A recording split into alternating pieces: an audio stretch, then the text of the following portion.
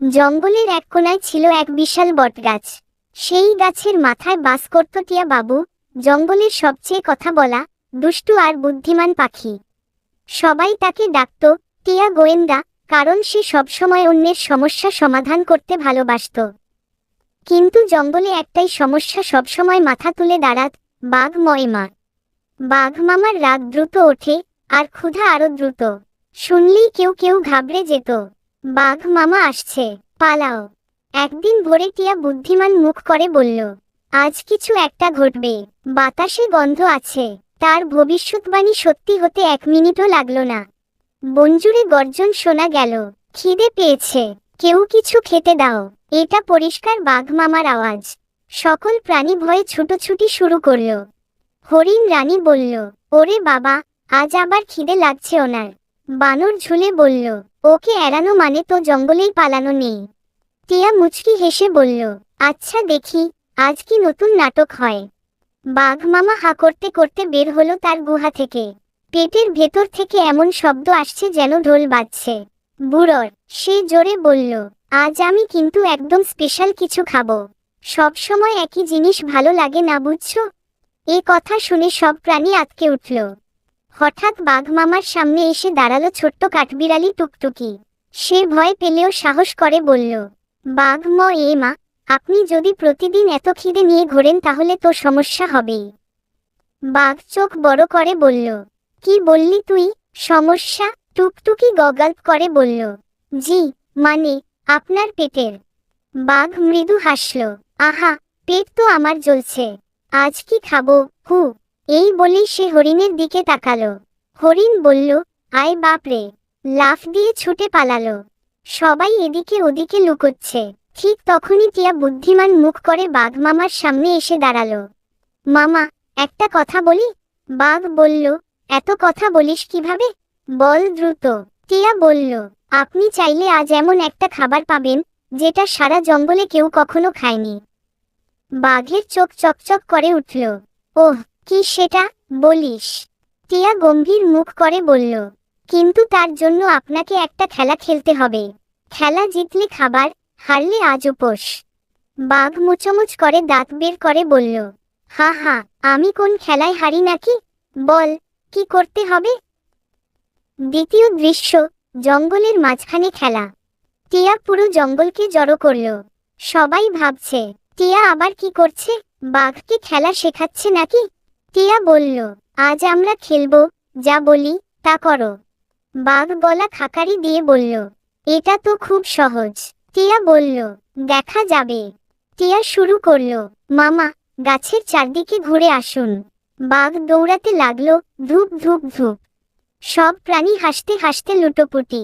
বানর বলল, বাঘ মামা দৌড় প্রতিযোগিতায় নেমে গেছে নাকি? দ্বিতীয় রাউন্ড। টিয়া বলল, এবার 3 বার লাফ দিন। বাঘ লাফ দিল, ধূপ ধাপ ধূপ। মাটি কেঁপে উঠল। সবাই আবার হাসিতে গড়িয়ে পড়ল। তৃতীয় রাউন্ডে টিয়া বলল, এবার চোখ বন্ধ করে দাঁড়ান। বাঘ চোখ বন্ধ করতেই টিয়া চুপিসারে বাচ্চা প্রাণীদের সরিয়ে নিরাপদ জায়গায় পাঠিয়ে দিল। সবাই বুঝল, ওহ, টিয়া আসলে আমাদের বাঁচাচ্ছে। তৃতীয় দৃশ্য, টিয়ার বুদ্ধির জাল। টিয়া এবার বলল, মামা, এবার আপনি গাছের পাতার গন্ধ শুঁকবেন। যে পাতায় সবচেয়ে বেশি সুগন্ধ পাবেন, সেই পাতার দিকেই খাবার লুকানো আছে। বাঘ গন্ধ নেয়ার জন্য মাথা নিচু করে পাতার দিকে মুখ দিল। ঠিক তখনই বানররা গাছের ওপর থেকে নারিকেল টোকা দিয়ে ফেলে দিল। টক করে বাঘের মাথায় পড়ে ঘ্যাং। বাঘ চমকে উঠে বলল, উফ, আকাশ থেকে নারিকেল পড়ছে কেন? টিয়া বলল, মামা, হয়তো ঈশ্বরও খেলা দেখছেন। পুরো জঙ্গল হাসি থামাতে পারছিল না। টিয়া এবার গাছে উঠে চেঁচিয়ে বলল, যদি খেলা থেকে বের হতে চান তাহলে বলুন, আমি আর কাউকে বিরক্ত করব না। বাঘ মুখ বেঁকিয়ে বলল, আমি এটা বলবো না। টিয়া মুচকি হাসল, তাহলে খেলা চলবে, আর খাবারও মিলবে না। বাঘ অনেক ভেবে বলল, আচ্ছা আচ্ছা, বলছি, আমি আর কাউকে বিরক্ত করব না। সব প্রাণী হাততালি দিয়ে উঠল। ইয়েস, বাঘ মামা শান্ত হল। চতুর্থ দৃশ্য, বাঘ মামার পরিবর্তন। টিয়া বলল, মামা, আপনি যদি প্রতিদিন এমনভাবে সবাইকে ভয় দেখান তাহলে জঙ্গল শান্তিতে থাকবে না। সবাই ভয় পাবে, আপনিও বন্ধু পাবেন না। বাঘ মাথা নিচু করে বলল, সত্যিই তো, আমাকে দেখলে সবাই পালায়, আমি আসলে বন্ধু চাই। টিয়া হেসে বলল, তাহলে নিয়ম মানুন এবং আমাদের সাথে খেলুন, ভয় দেখালে কেউ খেলবে না। বাঘ বলল, আচ্ছা ঠিক আছে, এখন খেলবো, কিন্তু আগে খাবার।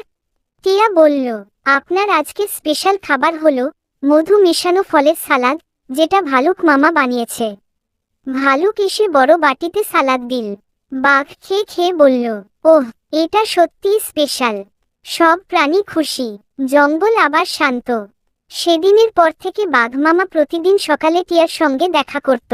জিজ্ঞেস করত, টিয়া, আজ কি খেলা? আর টিয়া হাসত। শেষ দৃশ্য, জঙ্গলের নতুন রূপ। জঙ্গল ভয়ে ভরা জায়গা আর নেই। হরিণ পাশে দাঁড়িয়ে বাঘের সাথে দৌড় প্রতিযোগিতা করে। বানর মাথায় কলা রেখে বাঘকে খাওয়ায়। টিয়া গাছে বসে জোরে জোরে ঘোষণা দেয়, আজকের খেলার সময়। বাঘ মামা এবার সত্যিই বদলে গেছে। একদিন সন্ধ্যায় সে সব প্রাণীকে বলল, টিয়া আমাকে বদলাতে সাহায্য করেছে। এখন আমি কারো শত্রু নই, সবার বন্ধু।